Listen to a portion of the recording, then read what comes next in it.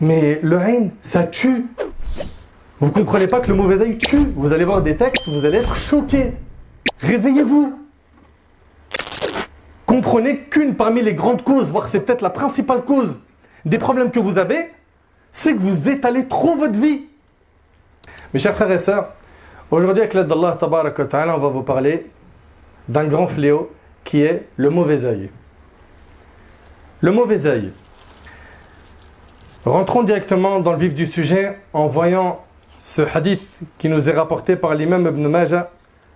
Abu Umama, Sahl ibn Hunayf, rapporte Amr ibn Rabi'a vit Sahl ibn Hunayf se laver.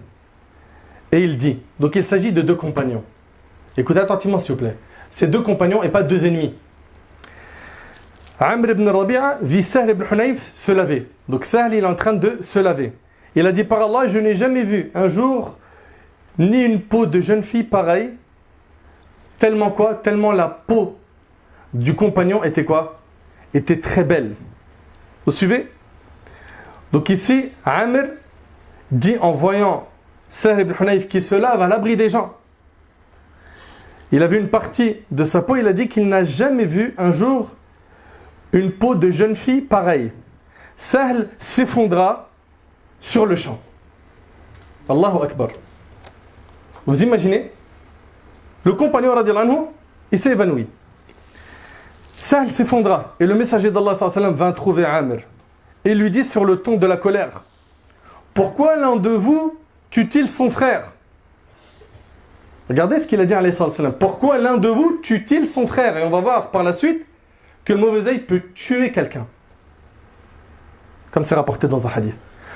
Pourquoi n'as-tu pas demandé la bénédiction d'Allah?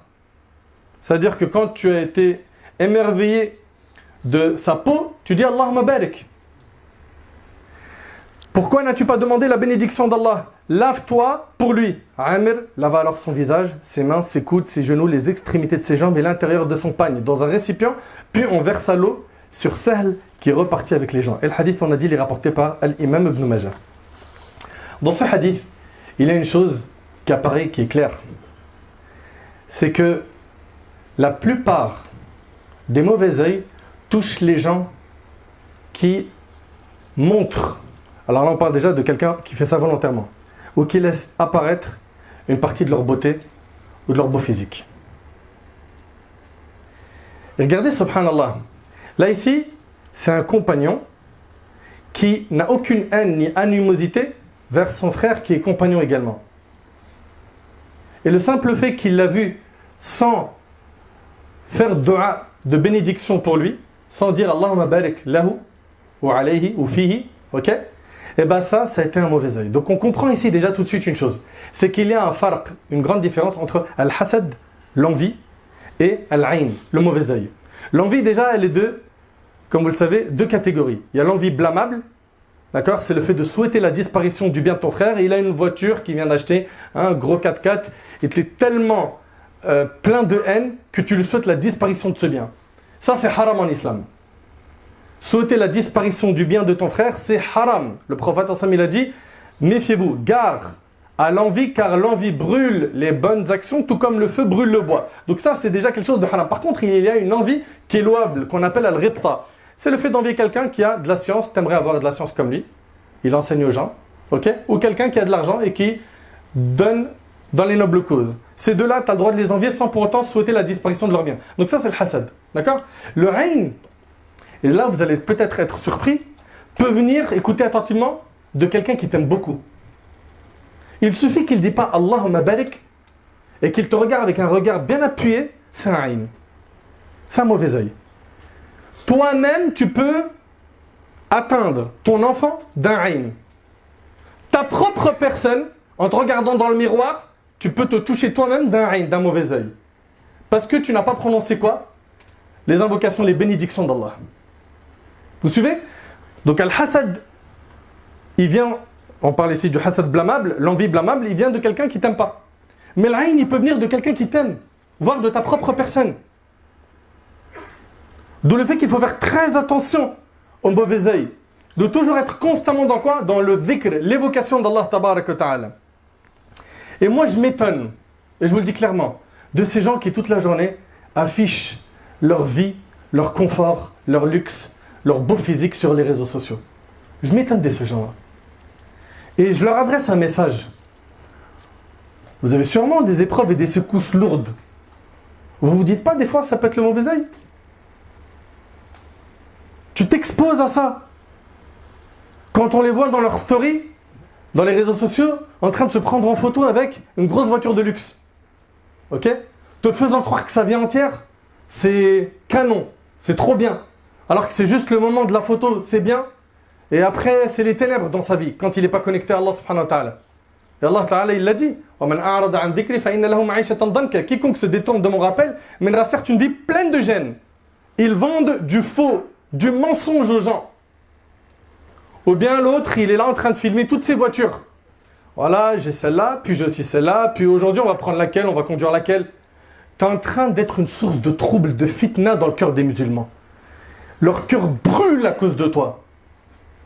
Mais ce que tu réalises pas, c'est que les malheurs qui te viennent derrière, c'est toutes ces flèches de haine qui t'ont touché parce que tu as été stupide et bête à étaler ta richesse et les bienfaits de cette manière-là. Alors est-ce qu'on doit cacher notre voiture si on a une voiture confortable? Déjà, le musulman, il n'est jamais dans un excès et il n'est pas dans l'orgueil. Ces deux-là, il les combat. Tu as le droit d'avoir une voiture qui est confortable, qui est bien, qui roule bien, qui est récente, il n'y a aucun problème. Mais il y a une différence entre avoir ce véhicule pour toi, pour ta famille, etc. et pour montrer toute la journée aux gens que tu vis au top. Mais le haine, ça tue. Vous ne comprenez pas que le mauvais œil tue. Vous allez voir des textes, vous allez être choqués. Réveillez-vous. Comprenez qu'une parmi les grandes causes, voire c'est peut-être la principale cause des problèmes que vous avez, c'est que vous étalez trop votre vie. Quand je dis votre vie, c'est la richesse, le confort, le matériel, les repas, les voyages. Regarde, jet privé, regarde ceci, regarde cela, regarde mes vêtements. Ah bon, aujourd'hui, je ne sais pas ce qu'on va prendre comme voiture. Bah tiens, vous me conseillez quoi, la Lamborghini ou la Ferrari? Après, il s'étonne que derrière, c'est des catastrophes sur ses enfants, sur sa santé, sur sa femme, sur ses parents. Il ne comprend pas. Mais regarde les choses avec les yeux de la religion, tu comprendras mieux. Non. Et tout ça pourquoi? Pour exister. Parce que ces gens-là, dans leur code, ils ont compris que avoir de la valeur, être bien dans sa peau, c'est exister sur les réseaux sociaux. Avoir une vie virtuelle. Mais Sakin, Wallahi al-Azim, je le jure par là, ils me font tous de la peine. Et je dis pas ça en mode je leur veux du mal. Wallah, pas du tout. Pas du tout. Je leur souhaite que du bien. J'aimerais qu'ils ouvrent les yeux, qu'ils arrêtent ce monde d'illusion, ce monde faux. Ce monde où ils vendent du rêve aux gens et la vraie vie, c'est pas celle qu'ils montrent sur Internet. Alors lui, il est là, il est en train de toute la journée dans la salle de sport, il montre ses muscles. Elle est en train de montrer sa beauté toute la journée dans les réseaux sociaux. Et ils ne comprennent pas pourquoi il y a autant de malheurs qui les touchent. Il y a quelque chose qui s'appelle le mauvais œil. Ça existe en islam, par le Coran, par la sunna du prophète. C'est confirmé. Mes chers frères et sœurs, gardez en tête qu'Allah tabaraka wa ta'ala dit « Ma asaba min musiba fi al-ardi wa la fi anfusikum illa fi kitabin min qabli an nabra'aha inna dhalika ala Allah yasir » Nul malheur n'atteint la terre ni vos personnes qui ne sont enregistrés dans un livre avant que nous l'ayons créé, et cela est certes facile à Allah. Et également le prophète dans le hadith d'Ibn Abbas qui est rapporté par l'imam al-Tirmidhi, il a dit: sache que si tous les gens s'unissaient pour te procurer un bienfait, ils ne te feraient profiter que du bienfait qu'Allah a décrété pour toi. Et que si tous les gens s'unissaient pour te nuire, ils ne te feraient que le mal qu'Allah a décrété pour toi. La plume est levée et les pages ont séché. Et le prophète dans le hadith rapporté par l'imam Muslim sur Ibn Abbas a dit: écoutez attentivement s'il vous plaît, le mauvais œil est une vérité. Et si une chose pouvait devancer la prédestination, ce serait le mauvais œil. Et le prophète a mis en garde contre le mauvais œil. D'après Jabir ibn Abdullah, le prophète a dit: le ayn, le mauvais œil, fait rentrer l'homme dans la tombe. Alors qu'est-ce que tu en penses? Ça tue. Nous, ce qu'on doit faire, on va voir après, Inch'Allah. C'est pas de vivre en étant caché, puisqu'il y a toujours des extrêmes. Il y a celui qui étale toute sa vie, sa richesse, le confort, les bienfaits qu'Allah lui a donnés. Et il y a celui qui cache tout à tout le monde, jusqu'à il devient parano. Non, il y a un juste milieu. Il y a un juste milieu. C'est quoi? Si Allah tabarak wa ta'ala t'a donné de l'argent, tu es dans un confort matériel, ok, tu as une belle voiture, mashallah, tu fais du khair, tu es bien habillé, etc. N'expose pas ça, ok. Fais tes afkars, lis tes invocations du matin et du soir, les invocations qui ont été enseignées par notre Ben-Aimé alayhi salatu wassalam. Ne raconte pas tout ce que tu as comme bienfait à quelqu'un, tu sais qui va te toucher par un aïn, et vis ta vie normale. Vis ta vie normale. Ok? Donc comprenez bien, Allah yabarak fikum, qu'il y a un juste milieu à adopter dans toute chose. Le aïn fait rentrer l'homme dans la tombe et le chameau dans le récipient rapporté par Abu Nu'aym. Allahu Akbar. Parmi les plus grandes causes qui nous permettent de nous protéger du mauvais œil, il y a l'évocation d'Allah, le dhikr d'Allah. Dans le hadith de Al-Harith al-Ash'ari, radiyallahu ta'ala anhu, le prophète alayhi salatu wassalam, dans le hadith là où il nous raconte les 5 paroles qui ont été prescrites à Yahya, dans ce hadith il y a la 5e et qu'il vous a ordonné de l'évoquer sans cesse, le dhikr. L'exemple de cela est celui d'un homme qui est poursuivi par des ennemis et qui se réfugie dans une forteresse. Or jamais l'homme n'est à l'abri du diable que lorsqu'il est en train d'évoquer Allah, qu'il soit glorifié, rapporté par l'imam Ahmad. Donc le dhikr, ça te protège. Ok? Les invocations du matin et du soir. Le matin et le soir, subhanallah, vous avez tous aujourd'hui un smartphone. La plupart, vous en avez un. Ok? Et ceux qui n'en ont pas, vous avez la citadelle du musulman. Dans le smartphone, tu as l'application la citadelle du musulman. Tu as les invocations, tu en as une vingtaine à dire le matin et le soir. Et plus tu en dis, supposons que tu n'as pas le temps de dire toutes les invocations, plus tu en dis, plus ton armure contre le mal, elle est solide. Celui qui en dit 5, il est meilleur que celui qui en dit qu'une. Celui qui en dit 10, il est meilleur que celui qui en dit 5. Donc fais ce que tu peux le matin et le soir pour lire les invocations. Et ça doit faire partie de notre train de vie quotidien. On ne doit jamais abandonner Afkar al-Sabah al-Masa. Et on a une négligence folle, nous, la communauté musulmane, concernant ces invocations. On sait que ça protège des mots, M-A-U-X, n'est-ce pas? On sait que ça protège des mots, mais est-ce qu'on les dit? Combien de fois tu as entendu Afkar al-Sabah al-Masa? Le prophète, alayhi salatu wassalam, il nous a enseigné de dire, le matin et le soir, Bismillahi alladhi la yadurru ma'a ismihi shay'un fil ardi wala fis sama' wa huwa as-sami'ul 'alim. Ça, tu le dis 3 fois, il n'y a rien qui va te nuire. Rien ne te nuit si tu dis ça 3 fois le matin, 3 fois le soir. Au nom d'Allah, tel qu'en compagnie de son nom, rien sur terre ni au ciel ne peut nuire. Lui, l'audient, l'omniscient. Également, le fait de faire des invocations tout le temps. Quand tu sors de chez toi, par exemple, qu'est-ce qui nous a été enseigné? De dire Bismillah, tawakkaltu ala Allah, wa la hawla wa la quwwata illa billah. N'est-ce pas? Anas ibn Malik radiyallahu anhu relate que le prophète a dit: quand quelqu'un en sortant de chez lui dit Bismillah, tawakkaltu ala Allah, wa la hawla wa la quwwata illa billah, écoutez bien. Donc ce qui signifie au nom d'Allah, je m'en remets à Allah et il n'est de mouvement et de force que par Allah, on lui dit tu es guidé, comblé et protégé. Et le diable s'écarte de lui. Abu Daoud rahmallah ajoute, il dit, c'est-à-dire le diable à un autre diable, que peux-tu faire contre un homme guidé, comblé et protégé? Et c'est rapporté par Abu Daoud. Tu sors de chez toi, tu fais cette invocation. Tu es protégé par Allah subhanahu wa ta'ala. Tout le monde la connaît normalement. Bismillah, tawakkaltu ala Allah, wa la hawla wa la quwwata illa billah. Mais qui s'en souvient? Également, les enfants. Les enfants, eux, c'est la cible la plus touchée par le mauvais œil. C'est pour ça qu'on doit faire, nous, les invocations de protection à nos enfants. Comme m'a fait le prophète alayhi salatu wassalam avec Al-Hassan et Al-Hussein. Le prophète lui-même recherchait la protection d'Allah sur Al-Hassan et Al-Hussein en disant, donc en arabe ça donne U'idhukuma bi kalimatillahi tammati min kulli shaytanin wa hamma wa min kulli aynin lamma. Je cherche protection pour vous auprès des paroles parfaites d'Allah contre tout démon, contre toute chose nuisible et contre tout mauvais œil. Et il disait, ainsi faisait Ibrahim alayhi salam pour Ishaq et Ismaïl. Et le hadith il est rapporté par le Bukhari. Donc les enfants, n'oubliez pas de leur faire les invocations pour qu'ils soient protégés par Allah subhanahu wa ta'ala. Dans le hadith de Asma bint Umays, elle a dit, ô messager d'Allah, Banu Ja'far, donc les enfants de Ja'far sont atteints du mauvais œil. Dois-je pratiquer ar-ruqya sur eux? Il dit oui, si une chose pouvait devancer la prédestination, ce serait le mauvais œil rapporté par Tirmidhi. Et Umm Salama rapporte que le prophète vit chez elle une servante qui avait une noirceur dans le visage. Et il dit, pratiquez-lui ar-ruqya car elle a une couleur anormale. Et c'est rapporté par Bukhari et Muslim. Et parmi les précautions à adopter, il y a le fait de ne pas exposer, je le répète encore une fois, le confort dans lequel tu vis, ta richesse, le luxe dans lequel tu te trouves, les bienfaits que tu possèdes. Ne sois pas de cela. Prenons exemple sur le prophète Yaqub alayhi salam, quand il a fait entrer ses enfants pour aller voir Yusuf alayhi salam. Qu'est-ce qu'il leur a dit? وقال يا بني لا تدخلوا من باب واحد وادخلوا من أبواب متفرقة وما أغني عنكم من الله من شيء إن الحكم إلا لله عليه توكلت عليه فليتوكل المتوكلون. Et il dit, ô mes fils, n'entrez pas par une seule porte, mais entrez par des portes séparées. Je ne peux cependant vous être d'aucune utilité contre les desseins d'Allah. La décision n'appartient qu'à Allah. En lui, je place ma confiance et que ceux qui placent en lui leur confiance la placent en lui. Et que ceux qui placent en lui leur confiance la placent en lui.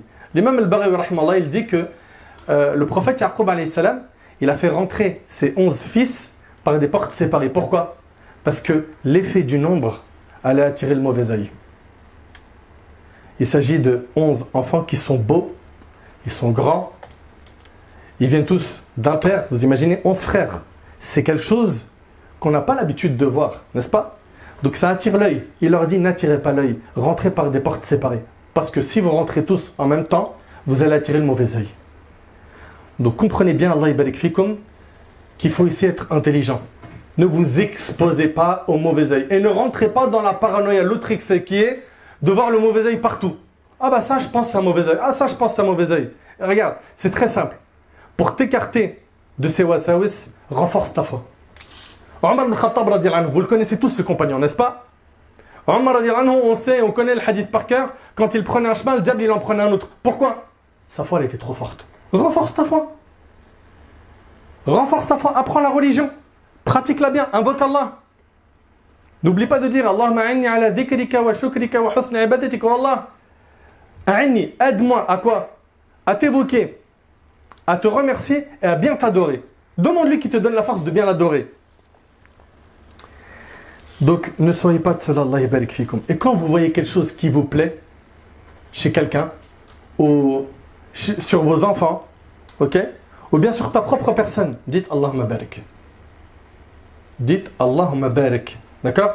Ouais, mais moi je dis Masha'Allah. Masha'Allah, c'est pas une invocation. Masha'Allah, c'est-à-dire telle est la volonté d'Allah. Ok, c'est une information, c'est pas une dua. Si tu dis Masha'Allah, Tabarakallah, c'est très bien. Si tu dis Masha'Allah, la quwwata illa billah, ça a été relaté dans le Coran et des pieux prédécesseurs ont utilisé cette formule. Mais tu dis Masha'Allah seulement, et on le voit aujourd'hui, c'est vrai ou pas? On le voit aujourd'hui, des gens ils disent ah mais t'es sérieux ou quoi, t'as pas dit Masha'Allah? Dis Masha'Allah, tu vas l'ayen. Masha'Allah ne suffit pas, ce n'est pas une invocation. Vous avez compris? Dites Tabarakallah, Allahumma barik lahu, Masha'Allah, Allahumma barik. Ok? Ou bien Masha'Allah, la quwwata illa billah. D'ailleurs, cela est relaté dans le Coran. وَلَوْلَا إِذْ دَخَلْتَ جَنَّتَكَ قُلْتَ مَا شَاءَ اللَّهُ لَا قُوَّةَ إِلَّا بِاللَّهِ. Telle est la volonté et la grâce d'Allah. Il n'y a de puissance que par Allah. Hisham ibn Urwa rapporte d'après son père que lorsqu'il voyait une chose qui lui plaisait, ou lorsqu'il entrait dans un de ses jardins, il disait مَا شَاءَ اللَّهُ لَا قُوَّةَ إِلَّا بِاللَّهِ. Ce qu'Allah a voulu, il n'y a de force et de puissance qu'en Allah. Donc rappelez-vous de toujours faire dua bil baraka, avec la bénédiction d'Allah. Le prophète dans le hadith rapporté par le Hakim, il dit celui qui trouve en lui-même, vous entendez, en lui-même, ou en son bien, ou en son enfant ce qui lui plaît, qu'il fasse des invocations de bénédiction, car le mauvais œil est une réalité. Tu vois, tu peux te toucher toi-même avec le mauvais œil. Tu te regardes dans le miroir comme ça, ah ouais, là j'ai perdu du poids, ça commence à se tracer là, rien à dire. En été, on va mettre des beaux t-shirts, on va leur montrer les pecs, les muscles. Il ne sait rien de lui-même. Il se jette le mauvais œil lui-même. Mais réfléchis. Et après, il se pose des questions. Mais pourquoi ces malheurs? Pourquoi ces maladies? Pourquoi ça cloche au boulot? C'est électrique dans la famille. Ça va pas avec madame. Mes enfants, ils me font péter un plomb. T'as tendu la perche. T'as tendu la perche. Et attention, je le répète, je ne suis pas en train de dire que tous les maux, toutes les maladies viennent du mauvais œil. Mais là, en particulier, vous avez bien compris de quoi on parle. Ces gens qui s'exposent H24. Et ne soyez pas, s'il vous plaît, Allah yabarik fikum, stupides. En croyant que ce qu'on nous montre dans les réseaux sociaux, c'est la réalité. Arrêtez. Ok? Je parle de la vie de qui là? Des influenceurs, des rappeurs, de tout ce monde-là, là, ce qu'ils montrent, c'est une partie qu'ils veulent montrer, ok? Et quand ils sont loin d'Allah, ce qu'ils cachent, c'est ténébreux. Ahibati fillah, la personne qui a été touchée par le ayn, qu'est-ce qu'elle doit faire? Alhamdulillah, on a des solutions à tout. La personne qui a été touchée par l'ayn elle-même, ce qui est demandé, c'est que dans le hadith de Aïcha, elle rapporte, radiyallahu ta'ala anha, on ordonnait à celui qui était à l'origine du mauvais œil de faire ses ablutions. Celui qui est à l'origine du mauvais œil, c'est-à-dire quelqu'un qui a lâché un mauvais œil sur quelqu'un, lui fait ses ablutions. On a les ablutions, on a aussi le fait de se laver dans d'autres textes. On ordonnait à celui qui est à l'origine du mauvais œil de faire ses ablutions et à celui qui était atteint du mauvais œil de s'en laver, de se laver avec le restant de l'eau de celui qui a lâché le mauvais œil. Ok? Aïcha radiyallahu anha rapporte, le prophète a ordonné de pratiquer ar-ruqya contre le mauvais œil, rapporté par le Bukhari et Muslim. Également, réciter la Fatiha 7 fois sur la personne qui est malade. Ayatul Kursi, pour justement aider la personne touchée par le mauvais œil de se soigner. Également, Surat al-Ikhlas, Al-Falaq et An-Nas, Al-Ma'awwidhatayn, 3 fois, et de positionner dessus, ok? Donc sur la personne touchée par le mauvais œil, on lui récite cela. Également, les du'a qui sont dans la sunna, comme A'udhu bi kalimatillahi tammati min sharri ma khalaq, ou bien A'udhu bi kalimatillahi tammati min kulli shaytanin wa hamma wa min kulli aynin lamma. Et sache, toi qui as été touché par le mauvais œil, que ce qui t'a touché, tu ne pouvais pas l'éviter. Et ce qui t'a échappé ou ce qui ne t'a pas touché ne pouvait pas t'atteindre. Que tout est fait par le destin d'Allah, tabarak wa ta'ala. Place donc ta confiance en lui. Si toutes les portes sur terre se ferment et que tu ne trouves plus d'issue chez les médecins, chez les psys, et que toutes les portes se ferment, sache que la porte d'Allah, tabarak wa ta'ala, le maître, est ouverte et qu'il est capable de tout. Et que c'est lui qui dissipe les soucis. Et que c'est lui qui améliore les situations, azza wa jal. Ahibati fillah, retenez que 2 points de cette khutbah pour sortir avec quelque chose de pratique. Les invocations du matin et du soir, et les invocations de manière globale, et préservez-vous d'exposer les bienfaits qu'Allah vous a accordés à ceux qui peuvent porter le mauvais œil, ou tout simplement à faire ça, comme le font certains, sur le net à tout le monde. Il n'y a pas de mal, bien évidemment, à dire à ton père ou à ta mère ou à ta famille, alhamdoulilah, je viens d'acheter une voiture, j'ai pu avoir un nouveau logement. Ça, c'est un cercle restreint, et attention, on fait quand même très attention à quoi? À ne pas provoquer le mauvais œil. Faites attention dans votre manière de vous exprimer, dans votre manière de parler. Ok? Là, nous, on est en train de blâmer qui? Celui qui fait ça tout le temps à répétition, qui n'arrête pas. C'est son passe-temps. Il n'existe dans sa vie qu'en faisant ça. Ces gens-là, j'implore Allah tabarak wa ta'ala qu'il les guide. J'implore Allah subhanahu wa ta'ala de leur faciliter une grande remise en question. J'implore Allah subhanahu wa ta'ala de leur ouvrir les yeux, de leur accorder la clairvoyance pour qu'ils comprennent qu'en fait, c'est eux qui sont responsables de la plupart des problèmes de leur vie par le fait qu'ils s'exposent. Ils s'exposent trop. Nous, on est en train de parler de manière générale ici de ceux qui affichent les bienfaits qu'ils ont et qui se mettent en danger. Et qui mettent en danger les personnes, les membres de leur famille, qui mettent en danger les membres de leur famille. J'implore Allah tabarak wa ta'ala de guérir les malades de notre communauté. J'implore Allah subhanahu wa ta'ala de nous écarter du mauvais œil et de tous les maux qui peuvent nous toucher. J'implore Allah tabarak wa ta'ala de nous faciliter, de bien l'adorer, de nous accorder la constance dans le dhikr, de nous accorder la constance dans l'istighfar, le fait de demander pardon à Allah subhanahu wa ta'ala. J'implore Allah tabarak wa ta'ala de nous accorder une bonne compréhension de sa religion. Sallallahu subhanahu wa ta'ala yanfa'ni bima qultu yanfa'akum bima sami'tum.